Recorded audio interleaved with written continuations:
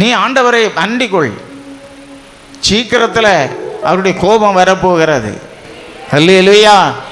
அவரை அண்டிக் கொண்டால் ஒருவேளை உன்னை தப்புவிப்பார்.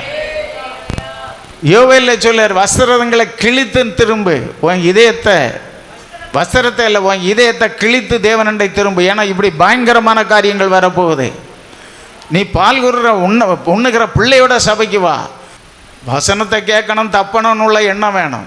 அதனால் அன்பான தெய்வ பிள்ளைகளே, ஆண்டவரை பின்பற்றுங்க. உங்கள் சத்துருவையும் தேவன் பாதபடி ஆக்குவார். சத்துருக்கு மேலாக உங்கள் தலையை உயர்த்துவார். நீங்கள் உண்மையாக அவரை பின்பற்றுங்க, நீங்கள் அசைக்கப்படுவதில்லை. சாவு உனக்கு எனக்கும் ஆதாயம். அல்லேலூயா. தேவன் பாருங்க, சத்துருக்கு முன்னால் ஒரு பந்தியை ஆயத்தப்படுத்திக்கிட்டு இருக்கிறார்.